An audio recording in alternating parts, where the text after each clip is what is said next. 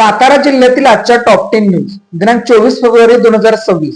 Powered by be vocal for local. आपली खरेदी आपल्या शहरात, आपल्या साताऱ्यात. भाजपाचे दबावतंत्र, शिंदे सेनेची गुगली आणि राष्ट्रवादीचे मौन. सातारा जिल्हा परिषदेच्या सत्तेचा कोणता सुटेना, राजकीय वर्तुळात चर्चांना उधाण. सातारा जिल्हा परिषदेचा निवडणूक निकाल लागून 15 दिवस होत आले, पण सत्ता स्थापनेचा कोणता अजूनही सुटेना झालाय. या साऱ्यात सत्ता स्थापनेसाठी भाजपाचे दबावतंत्र पाहायला मिळत आहे, तर शिंदे सेनेच्या नेत्यांनीही याबाबत गुली टाकून संभ्रम वाढवला आहे. पण राष्ट्रवादीच्या नेत्यांनी मौन बाळगणेच पसंत केले आहे. त्यामुळे जिल्हा परिषदेत नेमकी सत्ता कधी स्थापन होणार, सत्ता कोण स्थापन करणार याबाबत उलटसुलट चर्चांना उधाण आले आहे. ऐन सुगीच्या तोंडावर अवकाळीचे सावट. शेतकरी चिंतेत, रब्बीची पीक काढण्याची लगबग सुरू. शेतकऱ्यांची सुगीची लगबग सुरू झाली आहे. गहू, हरभरा व इतर हंगामी पिके हातातोंडाशी आली असून शेतकरी कापणीच्या कामात व्यग्र असतानाच अवकाळी पावसाचे सावट दाटू लागले आहे. त्यामुळे बळीराजा चिंतेत सापडला आहे. अखेर कृष्णा पुलावर लागली संरक्षक जाळी. आत्महत्यांना होणार प्रतिबंध. रक्षक प्रतिष्ठानच्या लढ्याला यश. कराड ते अनेक वर्षापासून प्रलंबित असलेल्या कृष्णा पुलावर अखेर संरक्षक बसवण्याच्या कामाला प्रत्यक्षात सुरुवात झाली आहे. रविवारी विद्यानगर बाजूकडील पुलाच्या पूर्व बाजूला 5 संरक्षक जाळ्या बसवण्यात आल्या आहेत. त्यामुळे आता पुलावर होणाऱ्या आत्महत्या व नदीपत्रात निर्माल्य टाकण्याला प्रतिबंध होणार आहे. पुलावर प्रत्यक्षात संरक्षक बसवण्यास सुरुवात झाल्याने रक्षक प्रतिष्ठानच्या लढ्याला यश आले आहे. कामगार नेते शिवाजी पवार यांचे निधन. सातारा पालिका कामगार युनियनचे माजी सरचिटणीस शिवाजी यदू पवार व 82 यांचे दिनांक 22 फेब्रुवारी रोजी निधन झाले.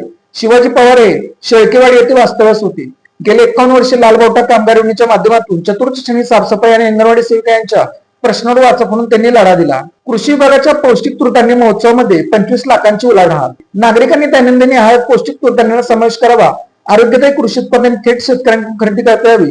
ताजे व स्वच्छ धान्य आणि दर्जेदार फळांची खरेदी करता यावी यासाठी कृषी विभागाच्या कृषी अधीक्षक कार्यालयामार्फत पौष्टिक तृणधान्य महोत्सवाचे आयोजन करण्यात आले होते.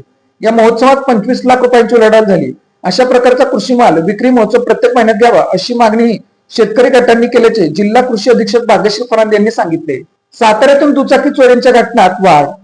सातारा शहरात गेल्या काही दिवसात दुचाकी चोरीच्या घटनात अचानक वाढ झाल्याने नागरिकांमध्ये भीतीचे वातावरण निर्माण झाले आहे. शहरातील विविध भागातून दररोज 1 ते 2 दुचाकी चोरीला जात असल्याच्या तक्रारी पोलीस ठाण्यात दाखल होत आहेत. विशेषतः बाजारपेठ परिसर, बस स्थानकाजवळील भाग आणि निवासी वसाहतींमधून रात्रीच्या वेळी दुचाकी गायब होत असल्याचे समोर आले आहे. कालगाव तालुका कराड भागात वाढली बिबट्याची दहशत. कराड तालुक्यातील कालगाव परिसरात वारंवार बिबटे दिसत असल्याने ग्रामस्थांत भीतीचे वातावरण निर्माण झाले आहे.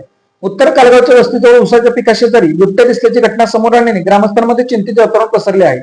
सायंकाळच्या व पहाटेच्या वेळी सावधानगी बाळगण्याची आवश्यकता आहे. दहशत माजवणाऱ्या टोळक्यांच्या विरोधात फलटणकर आक्रमक. हजारो नागरिकांची पोलीस ठाण्यावर धडक. गुंडांना अटक करा अन्यथा तीव्र आंदोलनाचा इशारा. बाजारपेठेतून गाडी हळू चालू म्हटले म्हणून दोघा भावांना लोखंडी हत्यार, दगड व काचेच्या बाटल्यांनी मारहाण करीत जबरी जखमी केल्याची घटना फलटणमधील शंकर मार्केट जुनी मंडई येथे घडली असून दोन्ही भाऊ मृत्यूशी झुंज देत आहेत. या घटनेच्या निषेधार्थ शहरातील व्यापारी शहरवासियांनी फलटण शहर पोलीस ठाण्यावर हजारोच्या संख्येने मोर्चा करून या घटनेचा निषेध नोंदवला.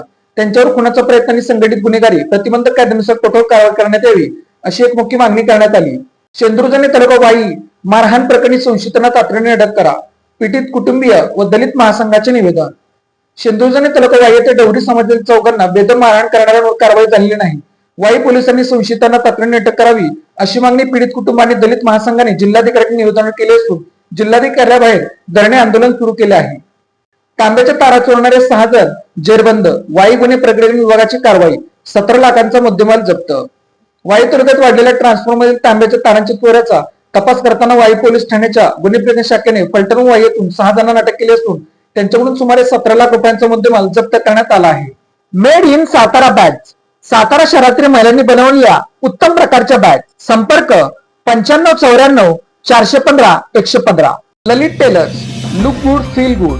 शाळा, कॉलेज, विविध व्यवसाय या ठिकाणी लागणारे जॅकेट बनवून मिळवण्याचे योग्य ठिकाण पवई नाका सातारा. अशाच बातम्यांसाठी जिल्हा सातारा या YouTube चॅनेलला सबस्क्राईब करा. व्हिडिओ आवडल्यास व्हिडिओ लाईक करा, व्हिडिओवर कमेंट करा आणि व्हिडिओ जास्तीत जास्त लोकांपर्यंत शेअर करा.